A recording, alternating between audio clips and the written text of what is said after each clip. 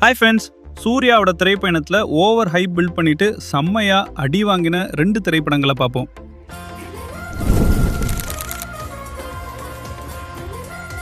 கத்துக்கின மொத்த வித்தையும் முழுசா இறக்க போறேன்னு அஞ்சான் படத்தோட டைரக்டர் சொன்னார். நான் சொன்னேன், இதுவரை கத்துக்கிட்ட மொத்த வித்தையும் முழுசா இறக்கணும்னு நினைச்சிருக்கேன். இந்த படம் வேற படமா இருக்கும். உண்மையிலேயே சும்மா வெறும் பேட்டிக்காக இல்ல.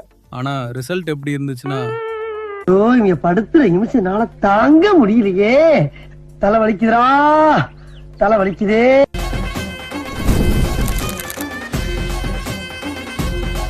படத்தோட ரிலீஸ்க்கு முன்னாடி சூர்யா கங்குவா படம் நெருப்பு மாதிரி இருக்கும்னு சொன்னார்.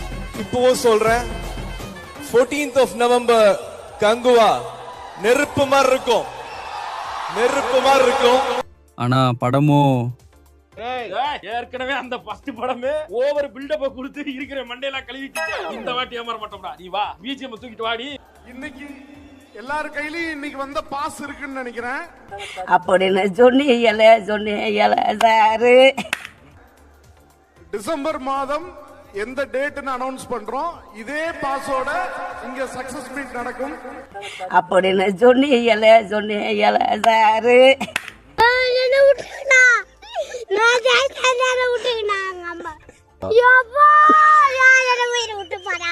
ஒரு படத்துக்கு ஹைப் பில்ட் பண்ணது ஈஸி, ஆனா அதை மீட் பண்றது தான் கஷ்டம்.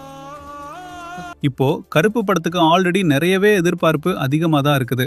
அதுக்கு காரணம் சூர்யாவுக்கு தியேட்டர்ல ஒரு சாலிட் ஹிட் வந்து ரொம்ப வருஷம் ஆயிடுச்சு. சூர்யாவோட ஸ்ட்ராங் கம்பேக்கா இந்த படம் இருக்கும் நம்புறோம். இந்த தடவை சூர்யாவுக்கு தியேட்டர் ஹிட் கருப்பு படம் வருமானு உங்கள் ஒப்பீனியனை கமெண்ட்ல சொல்லுங்க. கடைசியாக வீடியோ பிடிச்சிருந்தா சினியரங்கம் பேஜை ஃபாலோ பண்ணிட்டு ஒரு லைக்கை போடுங்க.